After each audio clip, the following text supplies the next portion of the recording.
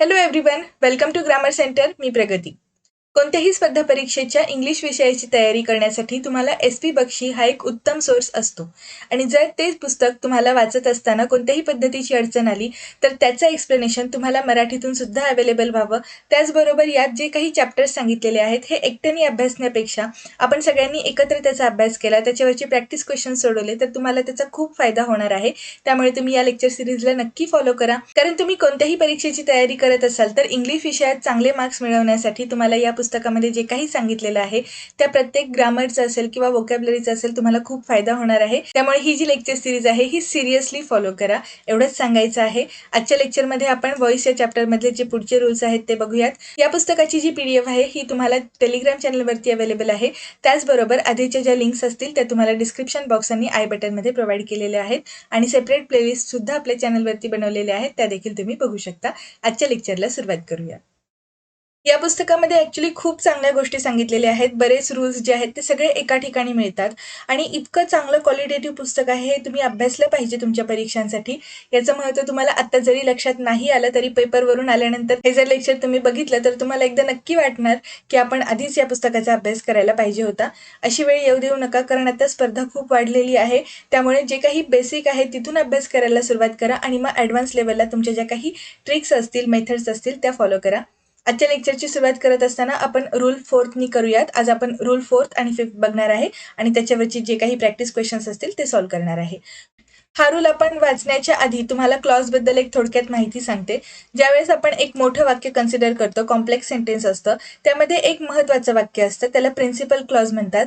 आणि त्याच्या अंडर किंवा त्याला सबऑर्डिनेट असणारं एक दुसरं वाक्य असतं. त्याचे मग टाईप्स असतात, noun clause, adjective clause, adverb clause वगैरे. सो ते जर आपण वाक्यामध्ये एकत्रितपणे वापरले असतील तर त्यांच्यासाठी कोणते नियम फॉलो करायचे हे इथे सांगितलेलं आहे. वेन प्रिन्सिपल क्लॉज म्हणजे जे वाक्यातलं महत्त्वाचं वाक्य आहे त्याला आपण प्रिन्सिपल क्लॉज म्हणतो. Wien it is followed by noun clause as object, म्हणजे जर नाउन क्लॉज हा वाक्यातला ऑब्जेक्ट म्हणून वापरलेला असेल, then the passive voice is made as follows. म्हणजे कशा पद्धतीने वाक्यरचना कराव्या लागतील ते बघूयात. हे वरचं दिलेलं वाक्य ॲक्टिव्ह व्हॉइसमधलं आहे. People consider that he is honest.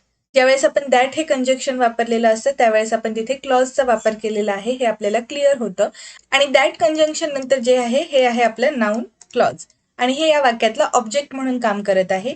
त्यामुळे याची ज्यावेळेस आपण पॅसिव्हमध्ये रचना करणार त्यावेळेस आपण इट इजनी वाक्याची सुरुवात करायची. It is considered that. आता हे पीपल जे आहे हे परत इनडेफिनेटच आहे, त्यामुळे आपण इथे बाय पीपल नाही म्हणणार, फक्त आपण इट इज कन्सिडर्ड दॅट असं म्हणणार आणि जे पुढचं वाक्य आहे नाउन क्लॉज मधलं हे ॲज इट इज आपण कंटिन्यू करणार. इथे आपण काही चेंजेस करत नाहीये, फक्त हे जे मेन वर्ब आहे त्याचं आपल्याला V3 मध्ये कन्वर्जन करायचं आहे आणि ते कन्वर्जन करण्याच्या आधी आपण इटनी वाक्याची सुरुवात करतो. आणखीन एक उदाहरण बघूयात. We hope that he will pass. आता दॅट ही विल पास हे आपलं नाउन क्लॉज मधलं वाक्य आहे, हे आपण आहे तसंच कंटिन्यू ठेवत आहे. आपण चेंजेस कुठे करत आहे, इथे जे मेन वर्ब दिलेलं आहे त्याचं V3 करायचं आहे आणि त्याचबरोबर इट इजनी वाक्याची सुरुवात करायची आहे. इथे जो काही टेन्स दिलेला आहे तो आपण योग्य रीतीने पाळला पाहिजे. Study these verbs carefully which are followed by noun clause as object. इथे जे काही वर्ब्स दिलेले आहेत त्यांच्या नंतर आपण जर कंजंक्शन वापरलं तर तो पुढे असणारा जो क्लॉज असतो हा आपला ऑब्जेक्ट म्हणून वाक्यामध्ये काम करतो.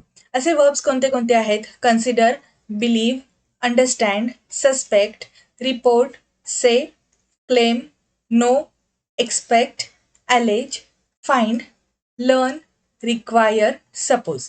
अपियर आणि सीम हे सुद्धा वर्ब्स असू शकतात, पण जर ते सपोज या अर्थाने वापरलेले असतील तर. हा रूल खूप इंटरेस्टिंग आहे, हा व्यवस्थित लिहून घ्या तुमच्या वहीमध्ये. इथे जे काही वर्ब्स सांगितलेले आहेत हे जे वर्ब्स असतील यांच्यानंतर जर कंजंक्शन वापरून पुढे वाक्य वापरलेलं असेल, नाउन क्लॉज मधलं ते वाक्य असेल, तर आपण त्याची सुरुवात करत असताना इट इजनी करायची आणि जे मेन वर्ब आहे ते व्यवस्थित आयडेंटिफाय करा, कारण त्याचं V3 आपल्याला वाक्यामध्ये वापरायचं असणार आहे पॅसिव्ह मधली रचना करत असताना.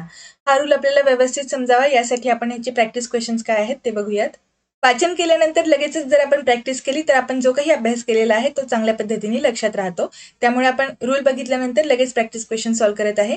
फर्स्ट क्वेश्चन दिलेला आहे, they hope that he will pass. या ठिकाणी दॅट कंजंक्शन वापरून पुढे नाउन क्लॉज वापरलेला दिसतो. आपल्याला हे जे वर्ब आहे याचं V3 फॉर्म मध्ये कन्वर्जन करायचं आहे आणि त्यामुळे पॅसिव्ह व्हॉइस मध्ये याची जी रचना असणार आहे ही इट इजनी सुरू होणार आहे. So it is hoped that he will pass असं आपण पॅसिव्ह व्हॉइसमध्ये वाक्यरचना करू शकतो. हे तर झालं बेसिक. पण जर ॲडव्हान्स लेव्हलचा एखादा ऑप्शन असेल, म्हणजे याची वाक्यरचना वेगळ्या पद्धतीने जर दिलेली असेल, तर त्याची सुद्धा तुम्हाला एक आयडिया असली पाहिजे. म्हणून आपण आणखीन डिटेलमध्ये याबद्दल अभ्यास करूयात. आपण काय म्हणलेलं आहे, की या वाक्यात जो काही नाउन क्लॉज वापरलेला आहे, हा आपला ऑब्जेक्ट म्हणून काम करतो. बरोबर? हे जे ऑब्जेक्ट म्हणून वापरलेले नाउन क्लॉज असणार आहे, यांनी आपण वाक्याची सुरुवात करू शकतो. वाक्य काय आहे? They hope that he will pass. म्हणजे तो पास होईल, हा आपला ऑब्जेक्ट आहे. म्हणून आपण जर याचं पॅसिव्हमध्ये कन्व्हर्जन करणार असेल, तर ही होप्स टू पास असं जर वाक्य बनवलं तर ते देखील बरोबर असणार आहे. कारण आपला रूल काय सांगतो, पॅसिव्ह व्हॉइसमध्ये ज्यावेळेस आपण वाक्यरचना करत असतो, त्यावेळेस जो ऑब्जेक्ट दिलेला आहे त्यांनी आपण वाक्याची सुरुवात करतो. हा जो रूल आहे हा आपण एकदम फर्स्ट लेक्चरमध्ये बेसिकमध्ये बघितलेला होता. त्यामुळे जर तुम्ही फर्स्ट बेसिक लेक्चर्स बघितले नसतील तर ते तुम्ही एकदा बघून घ्या, कारण तुम्हाला या सगळ्या गोष्टींचा एक ओव्हरव्ह्यू येऊन जाईल. फर्स्ट सेंटेन्स तर करेक्ट आहे, नो डाऊट. यामध्ये आपण व्यवस्थित जो काही नियम आत्ता बघितला, फोर्थ रूल, त्यानुसार सगळ्या गोष्टी फॉलो केलेल्या दिसतात. पण आणखीन एक मेथड आहे, ही होप्स टू पास, हे सुद्धा बरोबर असणार आहे. यामध्ये देखील कुठल्याही पद्धतीची चूक नाही. त्यामुळे जर असा एखादा ऑप्शन आला तर तो सुद्धा बरोबर आहे असंच कन्सिडर करायचं. ही देखील वाक्यरचना पॅसिव्ह व्हॉइसमधली असेल. नेक्स्ट सेंटेन्स आहे, people believe that he will return soon. Basically या ज्या वाक्यरचना आहेत, यामध्ये आपण जो प्रिन्सिपल क्लॉज वापरलेला आहे, यातले जे सब्जेक्ट आहेत हे सगळे इनडेफिनेट आहेत असं दिसतं आपल्याला. ठीक आहे? म्हणजे मगाशी आपण दे असा एक सब्जेक्ट वापरला होता, किंवा इथे या वाक्यामध्ये पीपल हा शब्द वापरलेला आहे. हा देखील आपला इनडेफिनेटच सब्जेक्ट आहे, म्हणजे कोण आहे ते निश्चित आपल्याला माहिती नसतं. त्यामुळे आपण इट हे प्रोनाउन वापरून मग वाक्याची सुरुवात करतो. इट इज बिलीव्ड दॅट असं हे वाक्य असेल. दॅट कंजंक्शन वापरणं देखील महत्त्वाचं आहे. इट इज बिलीव्ड दॅट, आणि जो हा पुढचा पार्ट आहे हा आपण ॲज इट इज पुढे लिहून घेऊ शकतो. वाक्य पूर्ण पॅसिव्ह व्हॉइस मधलं कसं असेल ते बघा. It is believed that he will return soon. आणि दुसरी एक पद्धत जी आहे ती आपण बघितली. हा जर आपण ऑब्जेक्ट आहे असं कन्सिडर केलं तर याची वाक्यरचना आपण अशी करू शकतो, he is believed to return soon. यात महत्त्वाची गोष्ट लक्षात ठेवायची, हे जे मेन वर्ब आहे हेच आपलं पॅसिव्हमध्ये आलं पाहिजे, आणि त्याचबरोबर इथे जो काळ वापरलेला आहे तो इथे फॉलो झालेला असला पाहिजे. मग ही वाक्यरचना परत एकदा बघा. He is believed to return soon असं हे वाक्य पॅसिव्ह व्हॉइसमध्ये असेल आणि ते बरोबर असेल. थर्ड सेंटेन्स आहे, we decided that we would leave early. इथे पास्ट टेन्स वापरलेला दिसत आहे, त्यामुळे जे आपण हेल्पिंग वर्ब वापरणार आहे हे पास्ट टेन्स मधलेच असलं पाहिजे. हा जो प्रिन्सिपल क्लॉज दिलेला असतो, म्हणजे जो मुख्य वाक्य असतं वाक्यामधलं मेन वर्ब जे आहे त्याच्या काळानुसार आपल्याला पॅसिव्हमध्ये रचना करायच्या आहेत. हा एक महत्त्वाचा नियम आहे जो तुम्ही लक्षात ठेवायला पाहिजे. वी हा शब्द आपण वापरणार नाही, आपण फक्त इट हे प्रोनाउन वापरणार, आणि इट वॉज डिसाइडेड असं हे वाक्य असेल, आणि पुढे दॅट वापरून नाउन क्लॉज जो आहे तो जसाच्या तसा कॉपी होईल. सो आपण हे वाक्य लिहून घेऊयात. It was decided that we would leave early. आता हे जे नेक्स्ट सेंटेन्स आहे ते आपण बघूयात. Nobody knows how rich he is. कोणालाही माहिती नाही की तो किती श्रीमंत आहे. आणि मगाशी आपण हा रूल बघितला होता. जर आपण निगेटिव्ह इंडिफिनिट प्रोनाउन वापरला असेल तर वाक्य नकारार्थी असलं पाहिजे. तो सुद्धा नियम इथे लागू करून बघायचा. म्हणजे एकच नियम अभ्यासात आहे, त्यामुळे त्याच्यावरच फोकस नाही करायचा. आतापर्यंत जे काही शिकलेलो आहे ते सुद्धा आपल्याला प्रॅक्टिकली अप्लाय करता आलं पाहिजे. हे वाक्य आपल्याला निगेटिव्ह बनवायचं आहे, हे कन्फर्म. मग आपण या वाक्याची सुरुवात इट इजनी करूयात. मग इथे आपण इट इज नॉट नोन असं हे वाक्य बनवू शकतो. It is not non how rich he is, हे असं वाक्य आहे. इथे आपण हाऊ हे कंजंक्शन म्हणून वापरलेलं आहे. जे WH वर्ड्स आहेत त्याचबरोबर दॅट हे कंजंक्शन देखील आपण नाउन क्लॉजच्या वाक्यात वापरत असतो. आणि फोर्थ रूलचं हे शेवटचं एक्झाम्पल आहे, he expects that he will pass.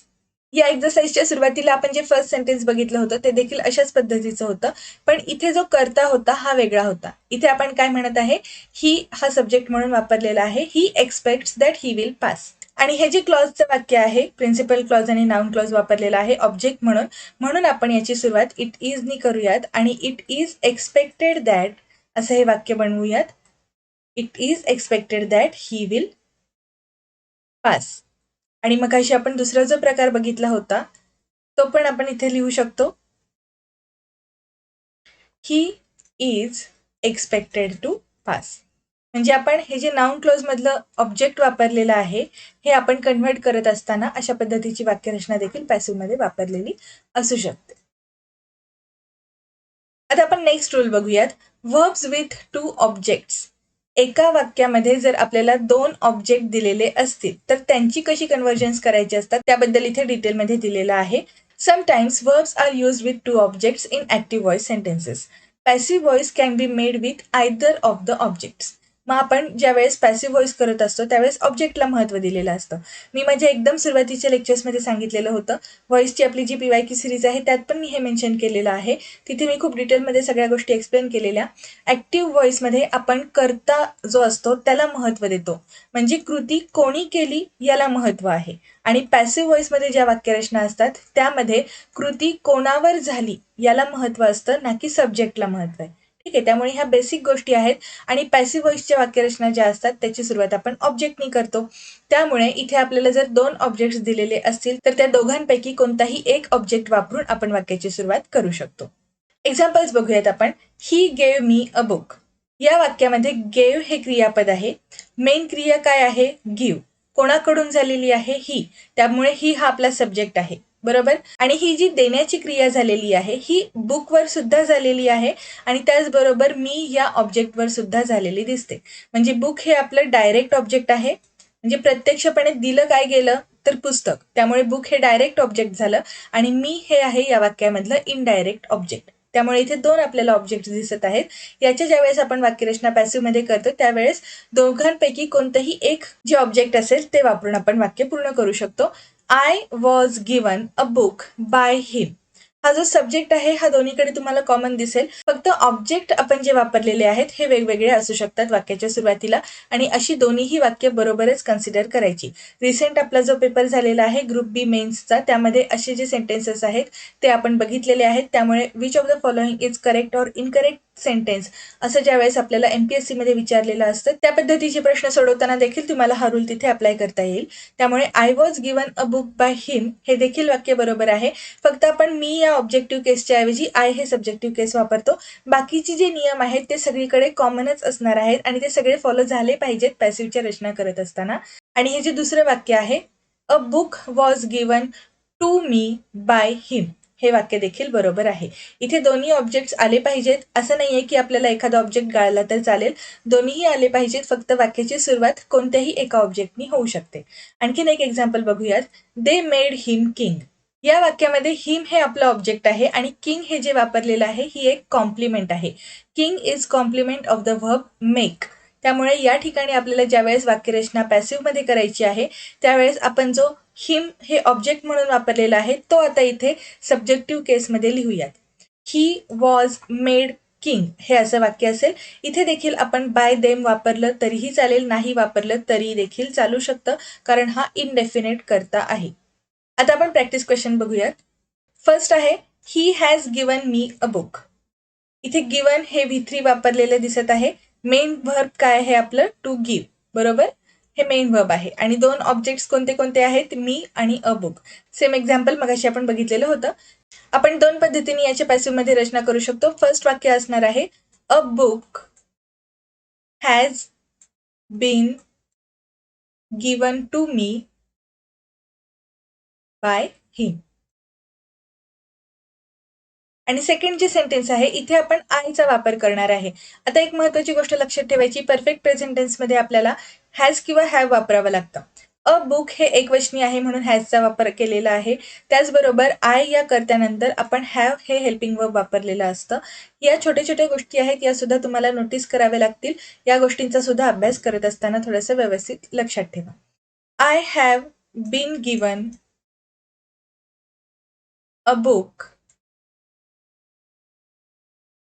Bye him हे असं आपलं पॅसिव्ह मधलं वाक्य असेल. या ठिकाणी आपल्याला दोन्हीही जे ऑब्जेक्ट्स आहेत ते तर वापरले असलेच पाहिजेत आणि त्याचबरोबर सब्जेक्ट जो आहे तो सुद्धा आपण इथे मेन्शन केलेला दिसतो. सेकंड आहे they will ask me a question. याची सुद्धा दोन पद्धतीने वाक्यरचना होऊ शकते.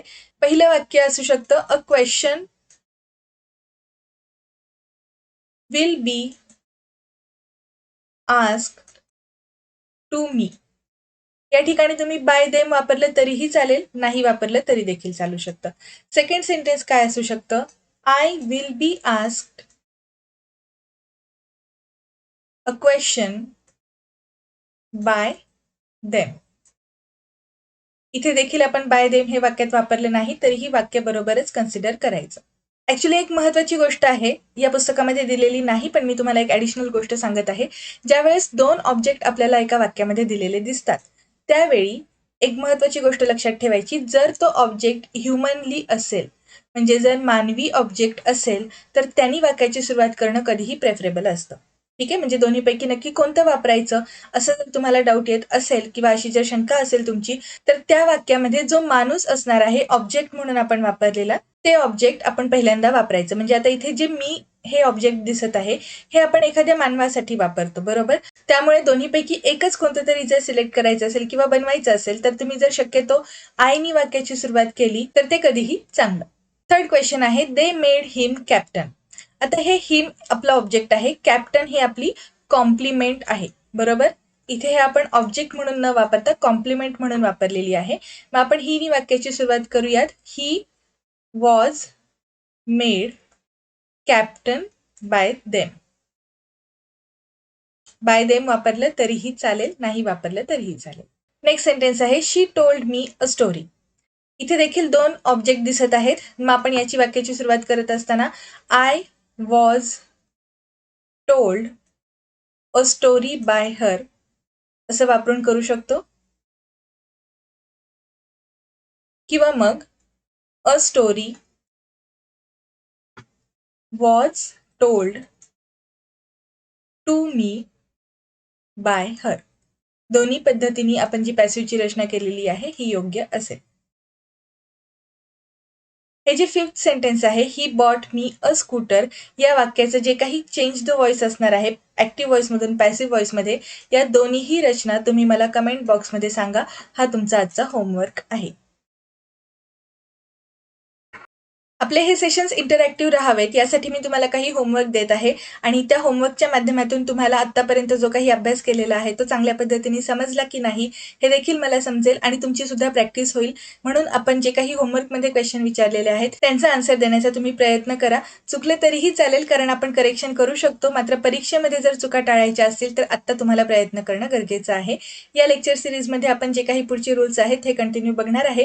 त्या व्यतिरिक्त आपले जे PYQ सिरीज चालू आहेत त्यांचा देखील तुम्ही अभ्यास करा. चॅनलवरती आधी आपण डेली एक्सप्लेनेशन सिरीज पोस्ट करत होतो, त्यामध्ये देखील आपण बरेच ग्रामरचे रूल्स कव्हर केलेले आहेत.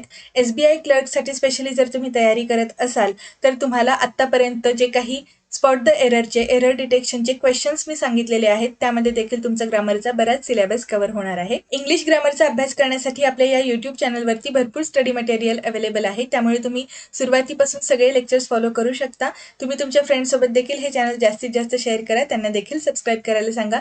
तुम्हाला जर ही सिरीज आवडत असेल, व्हिडिओज आवडत असतील तर व्हिडिओला लाईक देखील करा. भेटूयात पुढच्या लेक्चरमध्ये. थँक्यू.